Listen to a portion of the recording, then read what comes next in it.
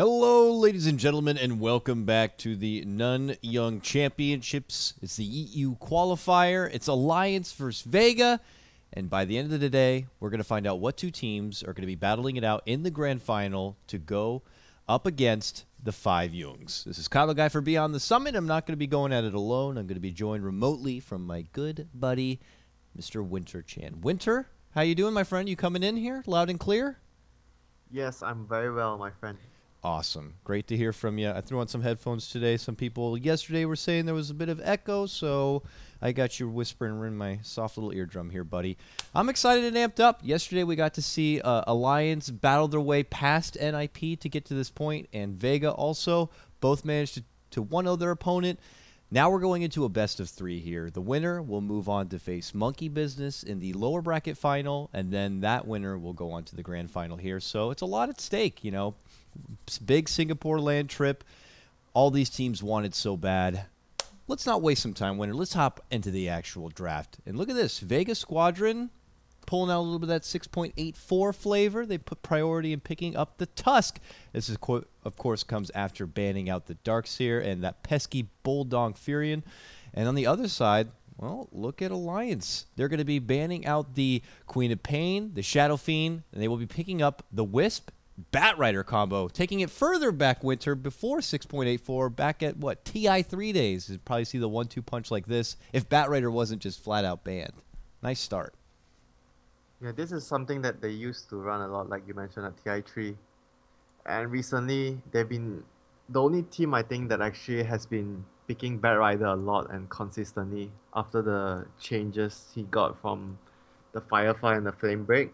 And especially the addition of the Aghanim's, I think it's a really good addition to the Batrider's arsenal. It's not like a thing that you want to get every game, but it's a situational, really good item to have on Batrider because generally you want to get Blink and Force Staff all the time, and sometimes even BKB. So Aghanim's usually, if you want to go for it, it comes really late into the game. All right. Sorry, I'm trying to simultaneously also take care of what sounds like a little bit of an audio issue here. I'm not hearing any Dota sounds because of this headset plugin.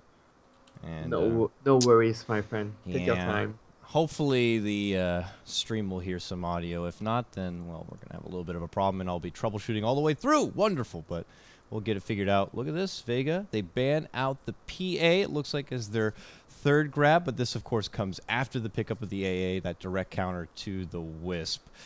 Now that the Batrider has already been shown, though, Winter, is it a concern here for Vega? Last time we saw Alliance take the Batrider to the mid lane in the hands of Mr. Gustav himself. Put on a pretty damn impressive mid lane Batrider at the time.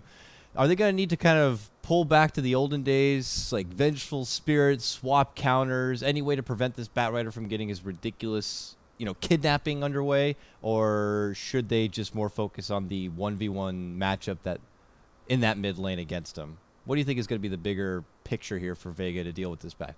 I think even if you pressure him in the lane, he's still gonna get his blink from the jungle. The Wisp will be focusing, I imagine, will be focusing on stacking for him. Having the Venge is definitely nice. Venge plus AA is not something you see too much anymore, but I could see it working just to specifically deal with the kidnapping. So it could be a potential way that Vega chooses to deal with the Lasso. But at this point of time, I feel like Batrider could be, you know, Alliance could go back to like Lifestealer, like having Lifestealer bombs with Batrider, and the Venge swap doesn't really help that much against that combination. It depends entirely on the situation and what Alliance goes for to pair with the Batrider, though. What do you think are going to be some big options here to pair with the Batrider? Witch Doctor was like one of the first things that popped out to me, and what we saw, I believe, the last time the Batrider was in play. But for now, at least, they're going to be stepping off for the Bristleback. This throws me back a little bit. I can't remember where it was exactly. It was an Alliance versus Secret matchup. This was the old Secret roster in one of their very first matches. And Alliance were already out of the qualifier at the time, but they pulled out the Loda Core Bristleback along with Ake and his Wisp. And it went on an absolute tear. He built up totally core on this Bristleback. Sanjin Yasha, Abyssal Blade, and he was hard to be stopped. Do you think that might be the game plan here, or are we anticipating that Alliance are just trying to show off their drafting prowess with some serious flexibility in this Could actually be a Donger Bristleback or a Bulldog Bat Rider. What do you think this is? Okay, never mind. I guess there's our answer. Winter Lone Druid's going to be the third pick, which kind of puts both their cores, you know, in kind of close-quartered combat. What do you think here now that we are seeing a Bristle Lone Druid combo come out from Alliance? They have a lineup that is really tanky right now. Very good in the lane with the Lone Druid on the off lane with the bear. Can be very pesky for support like AA to deal with. Actually, when I see Bristle and Lone Druid back in the day, we would actually use Lifestealer as a counter towards Bristle and Lone Druid because of the Feast, you know. They are all very tanky heroes with not so much armor. And the Feast is also really good against the summon of the Lone Druid. That was what we did back in the day. But I'm not sure if Vega actually want to run that right now because they have really good ways of like kiting the Lifestealer in team fights with the IO and the Bat Rider Lasso. They do have the press the attack to deal with the Lasso right now. I was wondering what they will actually go for before we were talking about bench, but they have the Legion. Ooh, Brood Mama coming out here for Vega, and this Support might be a tricky pick. And yeah, that means that this Tusk is going to be more of that roaming position for get shit done kind of a Tusk. So, all right. I mean, what do they have to prepare for this Brood Mother? Bat Rider seems to be the closest to an option right now with his Fireflight, but outside of that, they might have a bit of a sticky time dealing with this pesky Spider. And with one more pick left on the side of Alliance and a support, is there something they could consider reaching out for here so this Brood doesn't become a big problem? They do have heroes to deal with the Brood, but I'm actually thinking that maybe Vegas, one of the other Vegas options would be to match the Brood versus the Lone Druid. If the Brood can actually break the sentry of the Lone Druid, then the lane becomes very easy for the Brood, and they could potentially contest the Bristleback lane with Tusk AA +1. Legion versus Bat Rider probably should be fine for the Legion, so if they actually do that, they would maybe have a chance to win all the lanes. So we'll see what they actually want to do for. But if you look at Alliance, you were mentioning what could they actually pick that's a little better against Brood as a support. I'm actually thinking maybe Sand King, but it actually might be problematic because they might be fighting over the jungle. They need a support that can actually make space, I feel, in the early game. So maybe Ogre, I'm not sure. Because I remember they like to do Ogre plus Lone Druid because of the bear, the blood loss on the bear. Yeah. Ooh, That was Yeah. back in the day, and it still works with the bat.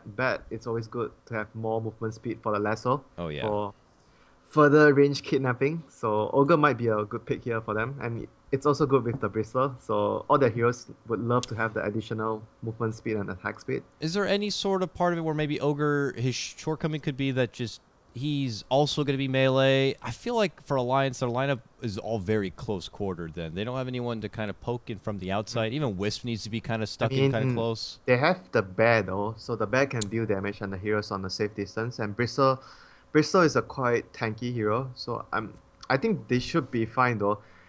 Because Ogre would actually definitely help to deal with what they're lacking in the early game. They need someone to be making space so the Bat Rider can have... I just plugged in the headset here. Sorry, Winter, we're still troubleshooting audio at the same moment. Yeah, it's fine. But I just felt that they needed a support that can actually make space though. Because all their cores, the three cores, Bat Rider, Bristleback, and Lone Druid, even though Bat Rider is a space maker, but at the start of the game, he needs some time before he's able to get his blink. So one of the other supports needs to be able to roam and make space, you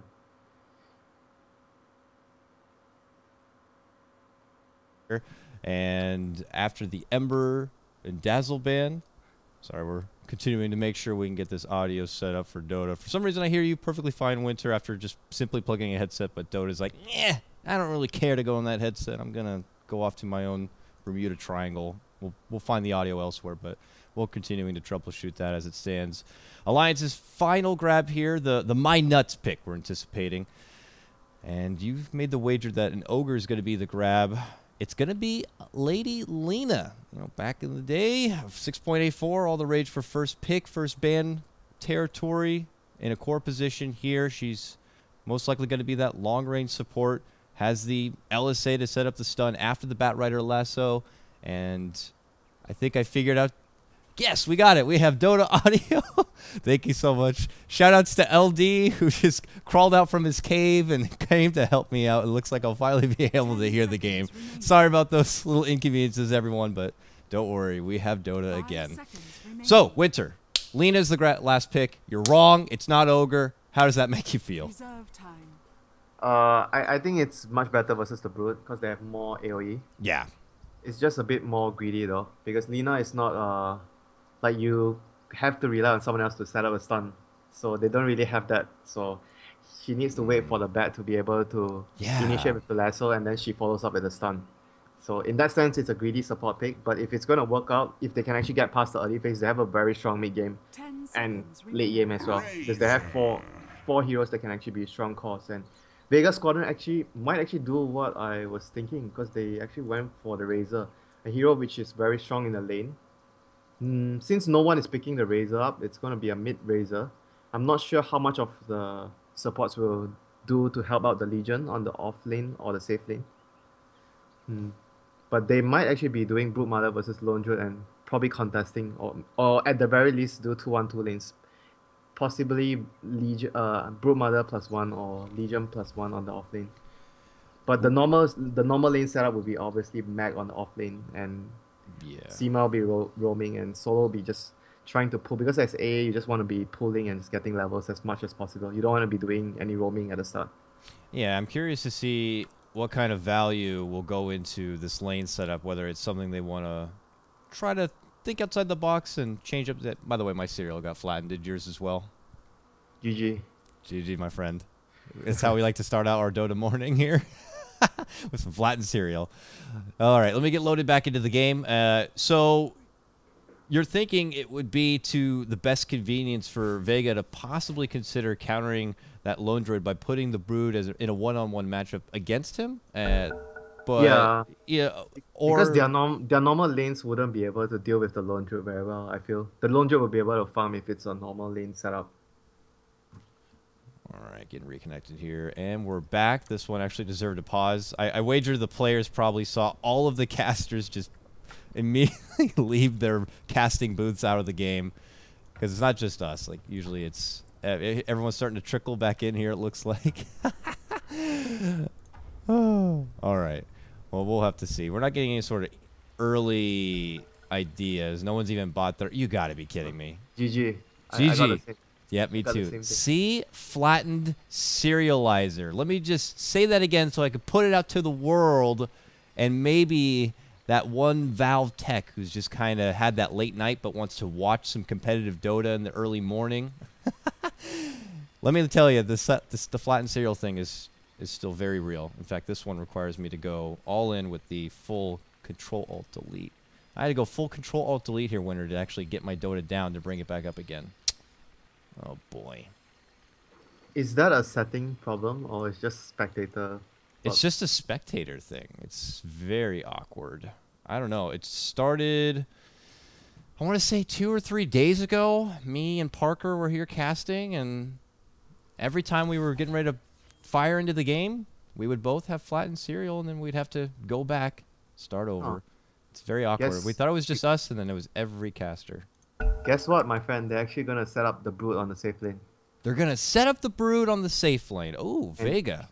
Try lane with the Legion Commander. Interesting. Are you back? I'm about in. I'm staring at a very cool-looking Disruptor wallpaper, but we're back in, and we are ready to go. Let me get my casting cinematic camera back underway, and here we go. I hope that's the back end of our technical hiccups, but you are right. And there's already also the lane swap happening from the side of Alliance here. They throw the Lone Druid up at the top, and it looks like Ake is going to be able to snag up the bounty route on one side. No one will grab up the bounty on the other. Interesting laning phase, though, from Alliance. Yeah. So, I'm not sure if they, because I DC'd, I'm not sure if the wards actually scouted anything. That's why they actually lane it this way. I'm not very sure about that, but they definitely didn't want the Lone Druid to go up 1v1 against the Brood. Is it worth the time now for Vega to try to make an audible and swap up the lanes again, or is it already too much of a commitment now? Get what farm you can, otherwise you risk, you know, maybe some sort of cheese. Oh, hold on. They're Oh. actually making an early initiative Oh. to go onto Bulldog. Oh, the damage! That Chilling Touch winner does so much work, and they'll be able to follow it up as AA will grab the last hit, and it's going to be a 1-0 start from Vega. Chilling Touch did a lot of damage, but that was very, very good eye shots. But going back to your point, I feel like they can actually do... wait a second. Solo is getting stunned up by my nuts here, but he should be fine. But I'm actually thinking that they can actually maybe rotate the A back towards the safe lane at some point.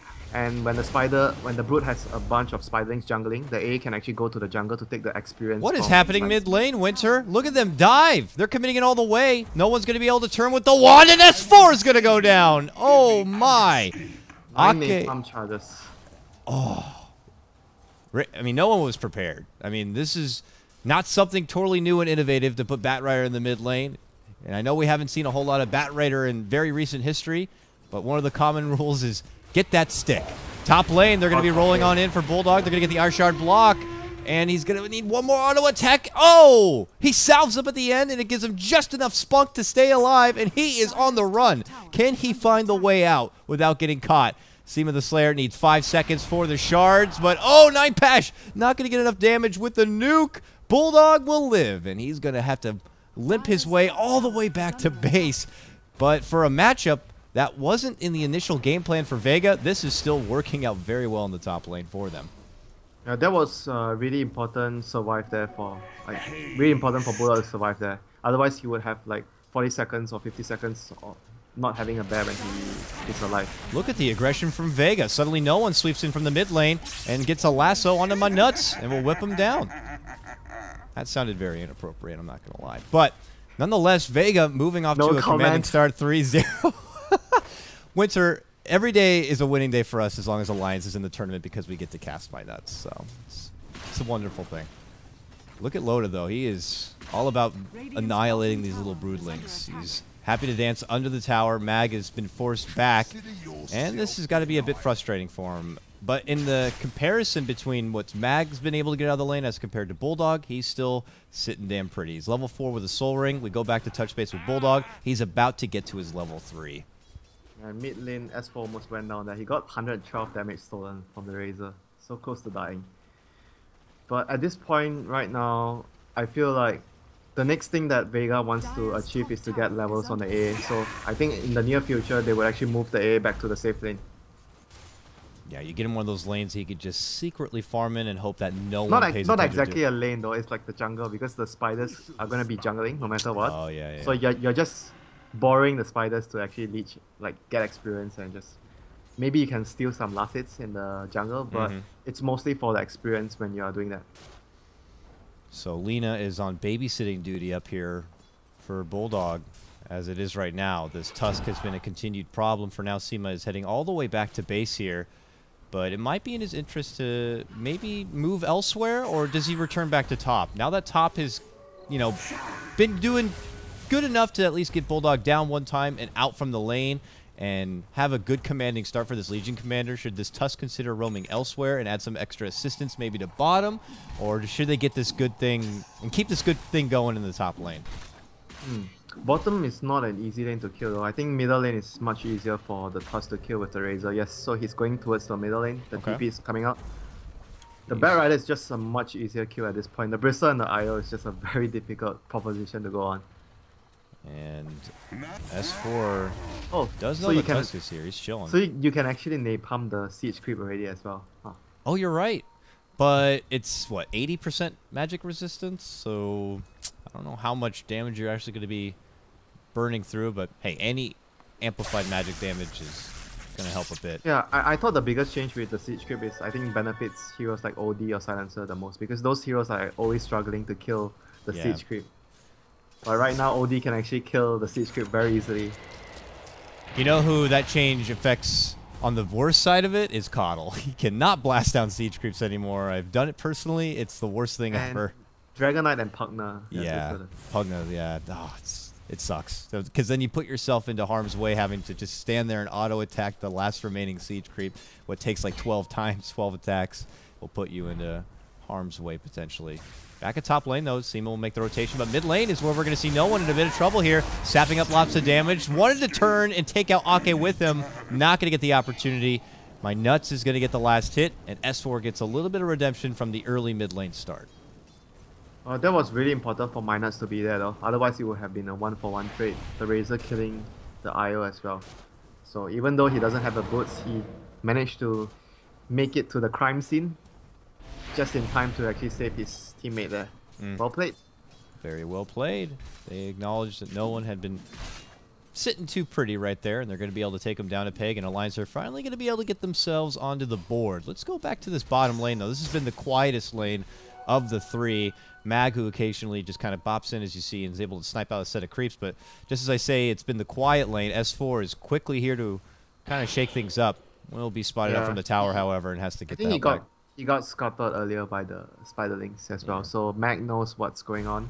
He's playing very safe, and right now we see Solo and Seema continuously trying to shut down Bulldog. They know he was jungling like 30 seconds ago, or a minute ago.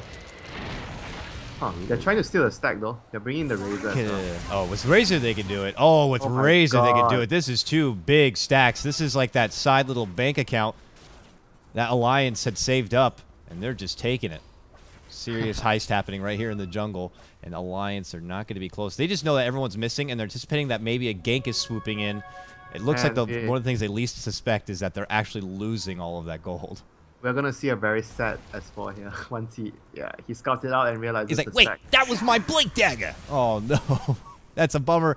They're going to see if they can catch the culprits red-handed, but they're already out the back door, and they're making it away with all that sweet loot. S4 doesn't want to have any of it. He gets the lasso off and pulls no one up to the high ground. And now he rests on that pedestal, having to fight through the fire, and it looks like here comes some help from Seema. Ake shows up just in time, though, with Bulldog in hand. They're going to be able to take out no one. And with that, Seema will be next to fall. Alliance may lose those stacks of gold, but they have gained a couple of sweet picks, including that core Razor. Yeah, that was a really good move from S4 there. Even though he didn't have vision, but he just realized that he could have actually dragged the Razor up the cliff there with his Firefly and forced Vega into a bad situation by having to, because the supports tried to save the Razor, but they couldn't do much at that situation, and they even gave up the death on the Tusk as well. So it was really important, like you mentioned, for Alliance to actually get some redemption, after losing their stacks.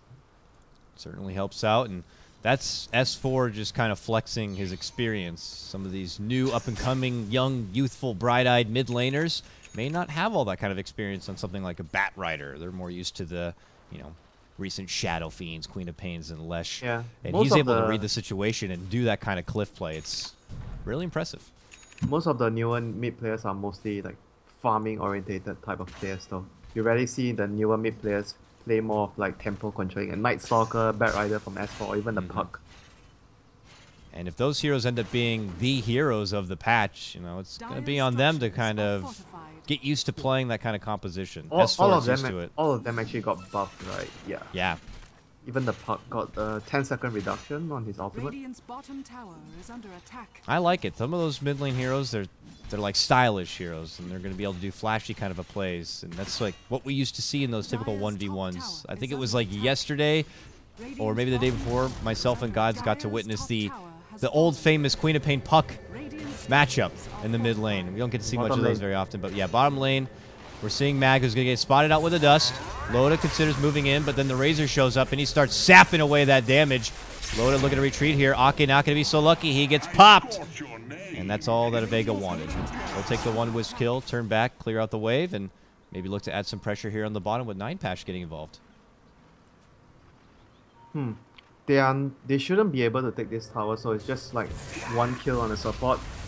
And they had to rotate so many heroes in though, so I don't think it was a big loss for Alliance. They lost just the support for a 5-man rotation. I think they can live with that. It's worth it. Oh yeah. Loda will make it out fine. How long, now that 9-Pash is level 7, it's not going to be easy for him to just secure duels unless he has the whole team involved. Is that going to be a top priority here soon so they can start building up that damage, or do they need to wait for him to build up something like a Blink Dagger just to be able to get it going? I think he needs a Blink or a Shadow Blade though this game. I think they definitely need to wait for that. It's kind of hard though. They have only like, maybe if they don't have the Blink or Shadow Blade on Legion, they can snowball him in. That's like the other way they can do it. Oh yeah, that's a cheap, easy vehicle to get into the action, I suppose. Hopefully Yep. it doesn't lead you right into And trouble. You do an Talking LSA. about, talking about items as well, Loda has chosen to go for Arcane Boots, so that would probably suggest that he wants to build the Greaves. Mm-hmm. So that's pretty interesting. It's gonna make him really strong against the Legion Commander and even the Razor as well. Because these heroes don't really... Or are we gonna see a duel here on Loda? Oh, he's trying to get close enough for it, but they have equal move speed almost, it looks like, and Loda's going to be able to walk away from trouble. Seema, who showed up, Radiant's middle not going to be tower able to is get the under catch on attack. anyone, and it looks like the tower will be denied, so they're able to take away that extra few gold shekels from Alliance. Let's go back to... It's time for Batman though. He has a Blink.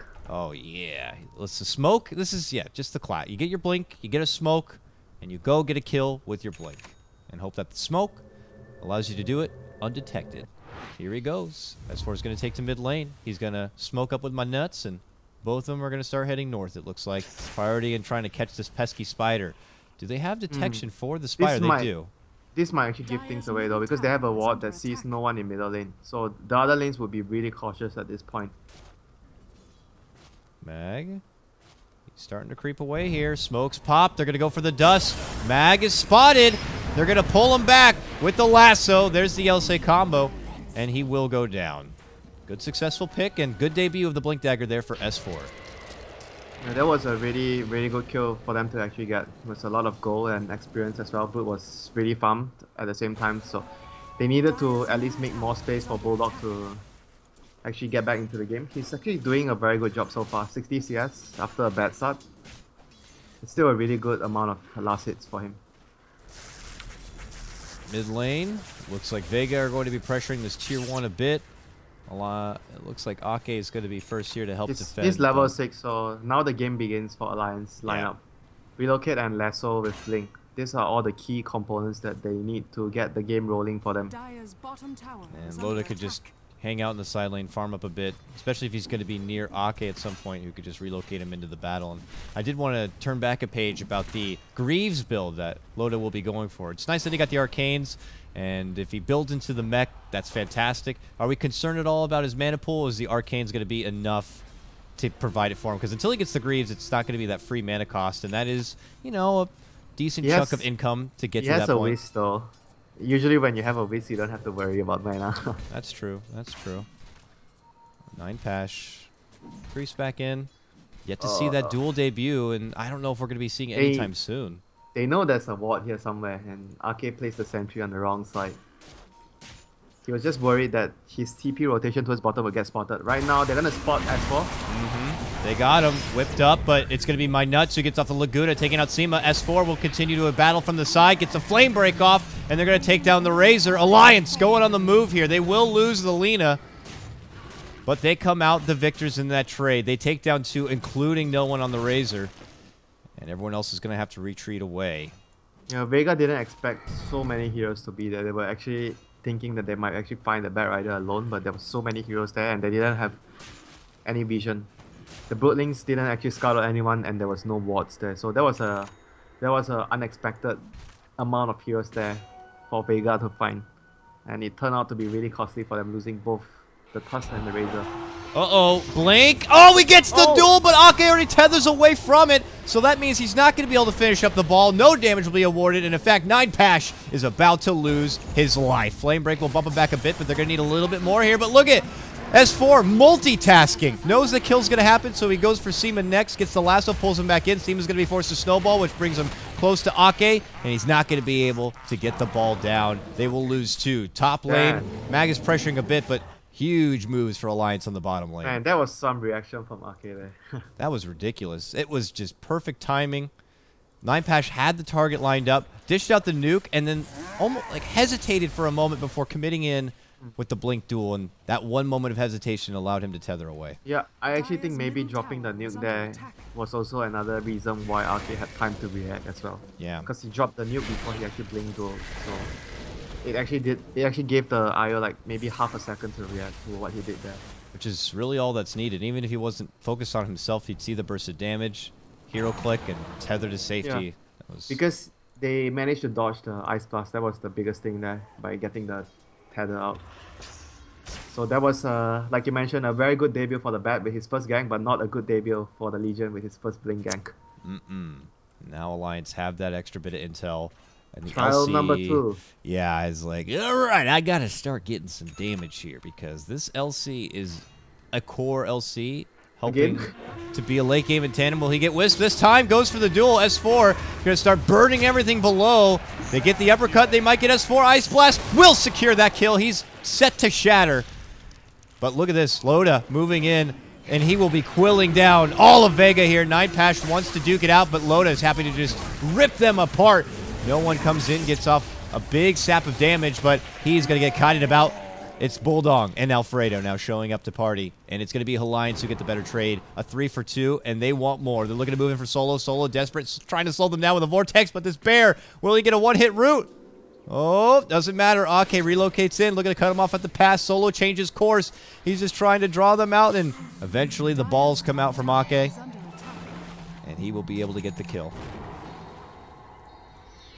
And that was just really bad for Vega there. It started out really well, but it didn't end well because the Bristol got so much quill stacks on them, and he was able to kill everyone. And I have to say, as Alliance now move into the Roche Pit, quickly pick up an Aegis for themselves, we know that Vega, for the most part, are battling this 4v5 because, you know, having this Broodmother and doing a Broodmother gaming thing is Mag at least able to do something with the on the side to make up for the fact that they're fighting 5v4? I would imagine not yet because, you know, Tier 2 is still standing. He went more of a greedy build-up. I mean, he has Vlad's Medallion and a Midas now, but is this enough to make up for the fact that the rest of his team is just getting spanked in these fights? I don't really feel like the Brood will be able to do a lot though in team fights because Brood is very bad versus the Bear, the Lone Druid, and Bat Rider is a really good counter towards the Brood in the fights, regardless of what items the Brood goes for. So I find it really hard that the Brood will be able to do much this game though. He's probably going to just try and red and split push, but there's Relocate and Bat Rider though, so it's going to be tough. And joining the fight is also difficult for him, so the Brood is stuck in a really difficult spot in this game. If you don't really get much done out of the laning phase, it's really hard for the Brood to actually do much. Yeah, this is that typical fall-off point, especially if we're not able to get a lot done in the early part of the game. She's really not good versus what Alliance have though, in general. No, certainly not. I mean, even now it's like, oh, he can see Bulldog doing this, but can he really do anything about it? Definitely not with Ake around, but he's like, ooh, Ake, I'll go for him. Uh-oh, though. Help has showed up. They pop the dust, and he is on the run here. It's a dusted spider, but look if down below near the southern front, they're going to be able to get the catch onto S4, and then Ninepash going to be able to get his first duel of this game. Will be awarded the 24 points of extra damage. He immediately heads to the bottom, where he'll see Loda. Loda had been trying to get this tier 2, looking to commit in for it, and the tower will be denied. Now between Ninepash and no one, they both don't want to commit on the Loda here. This man is a beast, and the relocate comes in from Ake. He's going to be bringing in the Bulldog, who's going to summon Alfredo, and now the three of them are going to be able to rip through no one. By that I mean actually no one, Razor, not no one. Their names are so tricky. I know. No one playing the Razor, except for this guy. Well, Alliance continuing to get a little bit more. Yeah, they lost their S4 Bat Rider in the previous little skirmish, but they are able to at least always get something for themselves. Offlane, is Ake gonna die to the spiderlings here? Get them off me, they're sticky. He's running. Well, he'll make it away. But this is the point where Alliance is really dominant on the map because of Bat Rider plus Relocate though. So Vega has to be really careful not to give away too much of map control and too many pickoffs. Right now, the Bristol actually didn't choose to complete. We were talking about the Greaves before because when we saw the Arcane Boots, but he actually chose to go back for a Point Booster and a Vlad. So the Point Booster would actually mean maybe Octane Core, but we're going to see a Lasso on S4 getting Seema. Okay, he's able to snowball away from any sort of flame break, goes for the TP, and my nuts will not able to get close enough. That little snowball distance was more than enough to create a buffer space of him to have that escape. All right, so it does draw some attention towards himself. And Vega are able to barely etch away from trouble. Looks like Ninepash is going to be building up into what I imagine being a Blade Mail in this game Winter. He's got a broadsword for now, and he's got to look to build up some more damage here. I just feel like with Alliance and their serious map control and with map control comes more opportunities to farm. Their late game is on par, if not better than Vega, so if they're already farming better, I can't imagine that this story pans out well for Vega. They definitely have better late game. I feel. Yeah, so Vega really need to kind of put the pedal to the metal here, but Sima is not going to be able to drive himself away from trouble. Loda is going to be picking up that one. He's now dominating. I think he's going to finish his Octarine Core very early though, at this rate. Imagine it has to be an Octarine Core. Yep, he got the Mystic Staff here. So what is it, in case anyone doesn't know or doesn't play a lot of Bristle or Octarine Core, what is it that makes the Octarine Core so good on Bristle? Just the sustain capability of all of his quills? Yeah, bottom lane, they're looking to go for 9-Pash, who will purge himself up. He's looking to retreat up north, but that's towards more trouble. He will end up going down. It's just the spell life drain though, allowing Bristle to be really tanky, and the slightly shorter cooldown of the Quill Spear is cannot be underestimated as well, because it's gonna allow the Bristleback to man fight like 5 heroes, like a lot of heroes basically. Right now they're having a shoe exchange item party over here, and he's gonna be able to finish out the core. Uh-oh, the bear goes down, gets snowballed in the bum. Sayonara, Alfredo. Bye, Alfredo. All right, Loda now with a shiny new ball. Wants to play. And they even have the Mjolnir, the static charge on the Bristleback. Crazy. They have a lot of synergy between the heroes, and in between them they have the Blades. The Blades actually helps the Lone Druid as well. So both of the Lone Druid and the Bristleback's items are sort of helping each other in that sense. Oh, absolutely. And you could just see how comfortable Vega could be trying to find any sort of farm. This AA typically by now would love to have a lot of solo XP and farm. Oh, blink in. They're looking to go for Loda. It does face him forward for optimal damage, and they got the Ice Blast. They will slay the beast. That was so deep in there. He was really greedy, and Io was not around to bail him out in case of anything. Yeah. Arcane was back at base, completing his mech. So Loda just went for the Arcane Boots just to disassemble towards completing off. Nicely done there from 9-Pash. Solo being stalked there from S4. Did he remove the lasso? Yes, he did. Very quickly. Yeah, I was watching the other side of the map, but so they managed to save Solo from certain death there, and he was really close to his Aghanim's though, so he would be really upset if that happens. Going down when you're almost there. Soon he'll have the Ags for the very scary level 1 Ags bomb. It'll be minimal damage, but it will linger. And you know what? It's not the worst thing ever. It still has a threshold, and those few opportunities we see from time and time again when the enemy's able to slip away with just a sliver of life, as long as an Ice Ball lasts, even at level 1, will be enough to kind of put the nail in the coffin here. But I'm sure Solo would love to get XP. You know, when you don't have that luxurious start, you're not going to be able to build into the Midas, so he's going to have to do it the old-fashioned way here. And for now, we'll continue to jungle. But what's the urgency for Vega? Now that, you know, we've already discussed a bit how Alliance's late game seems to be much more potent.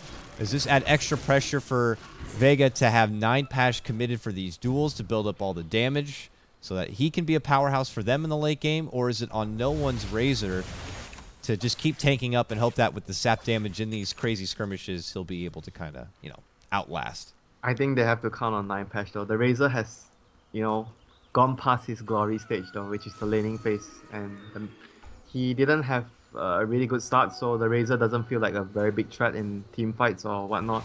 You have to be ahead though against the Bristle and the Lone Druid, so you are able to do your job, which is to sap damage from them in team fights. But right now he can't really stand his ground versus them, so I think that the Legion Commander by 9-Pash has a lot of heavy lifting to do.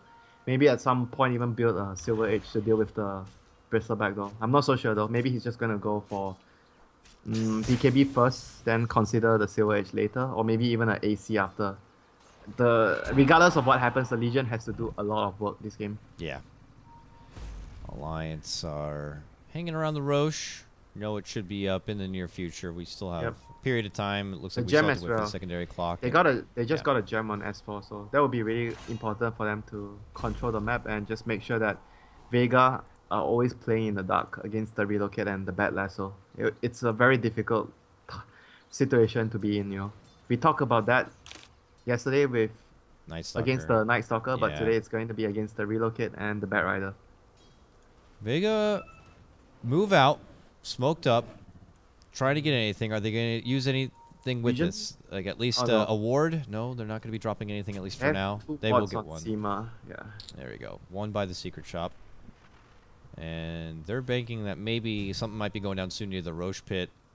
And they're going to park it there, but it's actually Alliance who are pushing out the bottom, maybe trying to force Vega to come out from the dark, defend one of these lanes, and at that window of opportunity, Alliance could double back towards the pit and quickly take it out. They have the burst power to take it down pretty fast, I would imagine. I don't think they have a medallion or anything, but with Lone Druid, Bat Rider, Loda's Bristleback, it shouldn't take too much effort. Haste Room Bat Rider. Whoever gets caught now is gonna get kidnapped for a very, very long distance. Here he goes.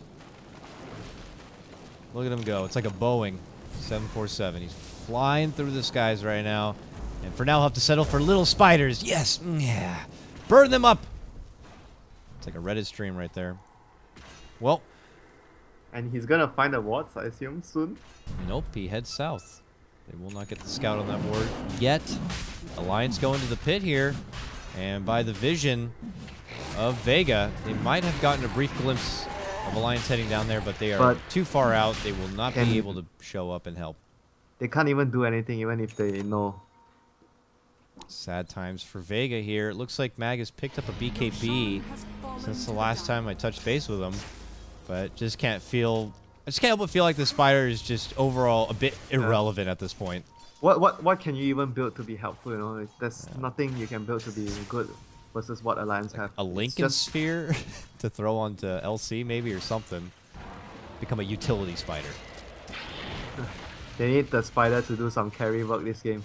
He could be the one to get the AC if LC decides not to. Just add any sort of utility for his team. Yeah, possible. It's possible. He's got really good farm though.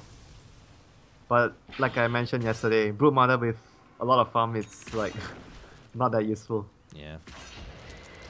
You know, it seems to be an ongoing trend already here in this game, Winter. It's like we talked about Razor and his window and his prime of the laning stage has passed now. The Broodmother's prime may have passed already for her. AA is still going to be always relevant. Of course, Tusk will be always relevant to kind of be that support staff to set everything up. But we all look to 9Pash mostly to be the one to put the team on his back, committing in mid lane, trying to get hold of Loda here. Can't quite get close enough to set off the duel. Now Mag is trying to slow him down, but it's time for Alliance to consider turning this fight around. They're going to start by dishing out the goo here onto no one. Good Ice Blast will connect onto Bulldog only. Laguna to fly out here from My Nuts, and they're going to make the pull on the 9Pash. They've already taken out no one. Now they're looking to go for the Legion Commander. The secondary core is going to be dropped. 3 go down all day from Vega. It's what started an attempted jump And another for haste Loda. rune. And S4 with his Pride Rune is going to start flying and torching up the Iceman. He melts down. Solo will go. And that leaves Mag as the lone survivor. Alliance in firm control of this game as they push on 19-10 and secure a tier 2 tower. With Aegis in hand, it's time to go high ground, I imagine. It's time to end the game. Here we They're go. Gonna get this set of racks. Even possibly the bottom set as well though. I'm not sure Vega can do much at this point. For Vega, it is a best of 3 today, not going to be a typical lower bracket best of 1.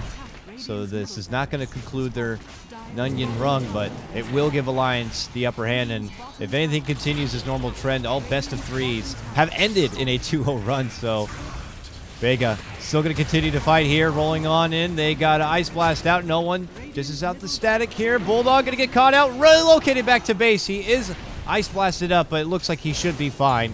They'll wait for his return as Loda is going to stand in plan here. Mag looking to retreat, will be brought down from the Quills. No one's going to get lassoed up from S4, and they will also finish off the Razor. Both of them down for nearly a minute without a buyback, and that will be game. Vega will drop. Alliance take the 1-0 lead in this series and are 1 win away from going up against Monkey Business in the lower bracket final.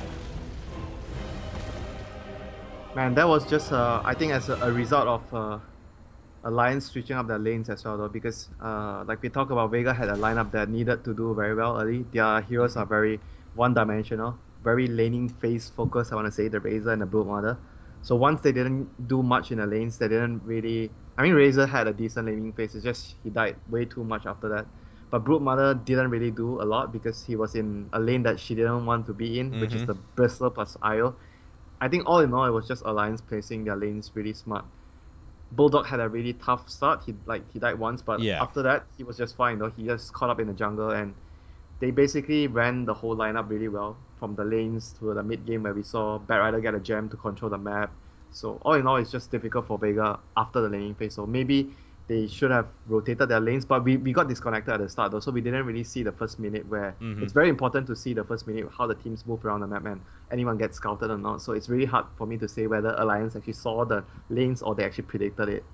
Yeah, I mean, it couldn't say it any better myself. It obviously looked like for both offlaners, they were put in a situation they weren't happy with. Bulldog got punished continuously, but was able to bounce back. Mag, who wasn't dropped down, but still in a tough lane, didn't get the same. I can't help but feel like a key component to that could have been the mid lane, where S4, even though the lane matchup went slightly better for maybe the Razor, it was once S4 got his lasso and blink underway, just went out there and started getting things done. And maybe that might have been the difference for both sides. But nonetheless, Alliance are going to be getting their victory, and we'll be hopping into Game 2 in just a moment. This is going to be Kyle Guy from Beyond the Summit, joined by Winter. We'll see you in just a few for Game 2 action of the Nanyang EU qualifier. See you soon.